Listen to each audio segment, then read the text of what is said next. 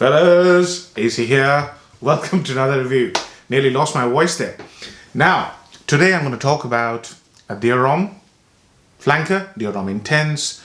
This was released in 2011, 2012. Fragrantica says 2012, but I think it's 2011. And the parfumer is François Dimachi. Now, Dior Homme, it's probably one of the most loved, one of the most recognizable men's fragrances around in modern times. So I have reviewed the Dior Homme Parfum, which has got mythical status amongst the people who know about men's fragrances.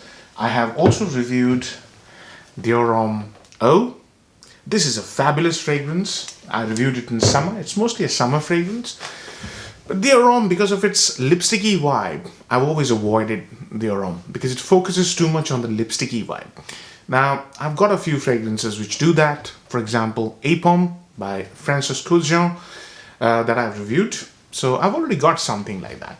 So I always avoided it. But I think I'll get a bottle soon because it's quite a nice fragrance. So, Dior Homme Intense. Now, when you first spray it, since I know this fragrance like the back of my hand, I've already sprayed it, and when you first spray it, you know that you're smelling a Dior Homme flanker because you smell this beautiful, sensual, lipsticky smell, yeah, which is iris. Now, here is iris. This is what iris flowers look like, and they have no smell. Trust me, no smell at all.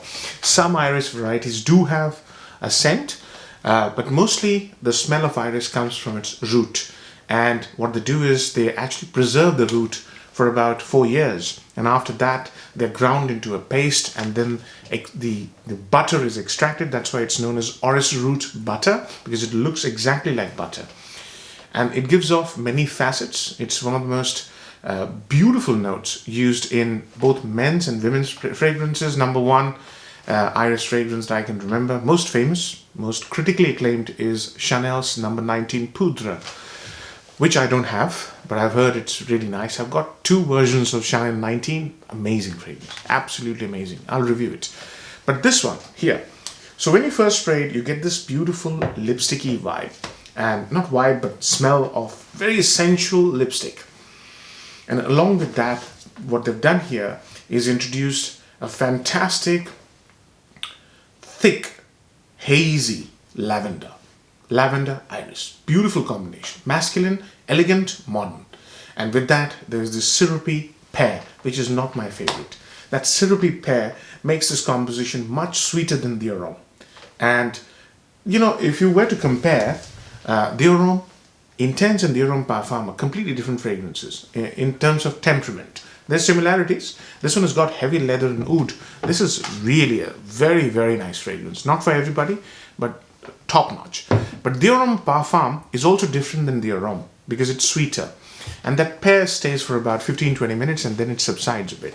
But I really didn't understand why they've added this pear, because it makes the fragrance slightly mainstream, low-end designer. The sweetness makes it really low-end designer initially. So the initial part is not my favorite. So that's why I said I've already sprayed it, I know what it is. And then we go into the middle stages. The middle stages brings in one of the finest executions of ambrette seed. Now, ambrette seed is basically a plant-based substitute for musk. It has this amazing warmth, and everything I understand about ambrette seed has been by understanding this fragrance. Beautiful, flesh-like warmth, skin-like warmth. Imagine a beautiful lady, your girlfriend, extremely beautiful, beautifully presented herself, and has got amazing makeup, lovely lipstick, and she's holding your hand, yeah? Or maybe you're cuddling. That beautiful warmth is what that ambrette seed brings in. It's a very intimate, very warm, very beautiful sensation.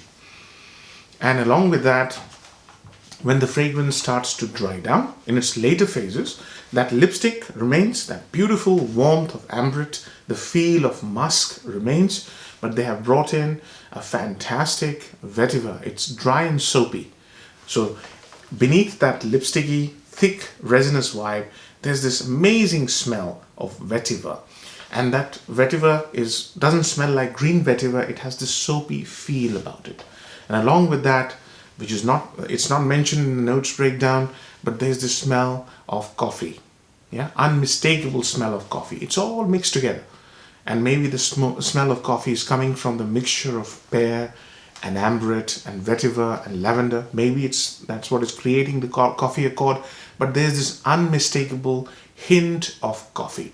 Beautiful composition, guys. Absolutely brilliantly executed. And this smell is so beautiful. It just lingers on. It just becomes part of your aura. Wherever you go, you smell it, people smell it. It's just amazing. That's how it dries down. So slight bit of developments, if you like. So pros and cons. Number one pro. This is an extremely well-made, extremely elegant, and yet very sexy fragrance. So sexy and elegance. Very few fragrances are able to do that. Yeah. Some, when they want to make a sexy fragrance, they make something very shouty and mainstream, right? When they want to make elegant, they go down the route of barbershop, and hence it doesn't appeal to everybody, right? This is one of those fragrances which appeals to the masses, and yet it's constructed in a way where it's both elegant and sexy. Number two, it smells expensive. Straight off the bat, the moment you spray it, you're smelling something expensive. Yeah, that lavender just peaked up a bit, just beautiful. So it is expensive smelling. Number three, heavy compliment magnet. Amazing compliments will come your way. You just have to make the effort to dress the way that you would be the most wonderfully presented. A couple of sprays and that's it. Maybe 4 sprays. Don't go heavy. I'll talk about that in a minute. Excuse me. The next upside is the performance. Stunning performance, yeah? At least 10 hours on your skin. It's a very long-lasting fragrance, mostly linear, but very long-lasting fragrance. The projection is weird. When you're indoors, this seems to project a lot. Really, a lot of projection.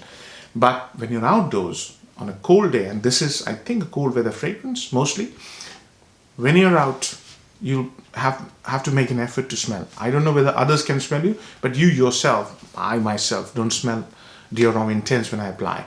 Dior Homme Parfum I can smell whenever I'm out, whatever the temperature it is. So those are the 4, I believe. Number 5 could be that this fragrance has this charisma about it. So you see, the thing is, when you're in a social occasion, if you make an effort to dress and if you make an effort to smile, this is one of those, okay, let me describe the personality of the scent. The scent is of an intelligent and successful person, man. And this is quite unisex as well. It can be. Initially, it's quite unisex. But this is mostly of a very successful, elegant man who has a very charming personality, who smiles a lot and dresses beautifully, immaculately dressed. And that's the kind of personality this fragrance suits the most, in my opinion. Downsides. Number 1, it can be unisex, especially when the pear comes up in the initial bit and it's too sweet. It's almost feminine, yeah? But that doesn't last for a long time. 15-20 minutes, half an hour max, and it subsides. So initially, it can knock you sideways. You might think this is too feminine for me, and that can be a problem. This is not versatile. I don't think you can wear this to work because indoors it projects like hell. It really, really does.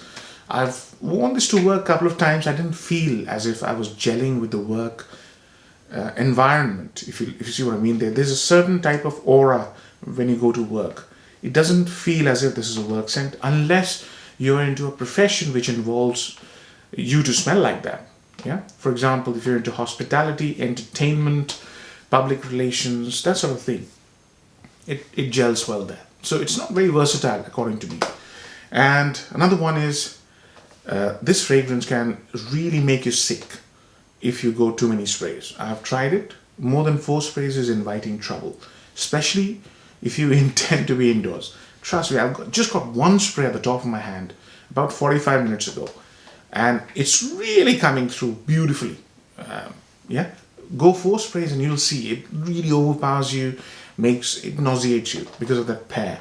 And even if that pear just dries down after 4 hours, it's too much. 4 to 6 sprays, too much. So be careful of that one because it's deceptive. Outdoors you can't smell it. Indoors all you will do is smell this. So You can imagine. It's just amazing for indoor situations. Now, weather.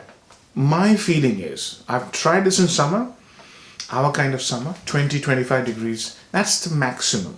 If it gets hotter than that in your country, don't bother with this in summer or in warmer weather. Cooler weather is the best weather, and this is a nighttime scent. The whole feel about this fragrance is you're dressed up, you're going out, either for a date or a clubbing experience or just meeting your friends, but you're going out and you're dressed up. That's the feeling I get. So that's why I said it's not that versatile, but that's what I think is the best occasion to wear this. Weather, cool weather, age groups, any age group. Even if you're a 20-year-old or a 60-year-old, you put this on and you make an effort to dress up, boom, you will really leave an impact on people. People will smell it and they'll love it, love your style. It's very stylish. Yeah, it's also one of those fragrances that doesn't go and impose itself on others. As I said, people can hardly smell it when you're outdoors, but has this party vibe to it, celebratory vibe to it, sexy vibe to it. You can imagine, just make an effort, spray this on. I think you'll be appreciated hugely. So I've covered all aspects. Value for money. Value for money, in my view, is tremendous. This fragrance lasts and lasts on your skin. It projects, it smells amazing, it is sexy. It is just one downside is it can be a little bit feminine to some people, and it probably is not very versatile. You can't call this a signature scent type fragrance. So still I think its value for money is pretty high, especially this weather, cooler weather. So marks out of 10. I'm going to give it a 9 out of 10. Reasons I've quoted, can be a little bit feminine, can be difficult to wear everywhere, and sort of it can wrong foot you if you overspray. So those are the things you have to keep in mind. So all in all, 9 out of 10, and that's exactly what I gave to Dior Homme Parfum. And if you're interested in the other Dior Hommes, what I've done is I've created playlists. So if you're interested in any fragrance house, you can view my channel now and you can see those playlists. I've got about 10 different playlists. Just go and watch however many reviews you want to watch by house. So hopefully that helped you. 9 out of 10. Hopefully you like the review, fellas. Take care. Bye-bye.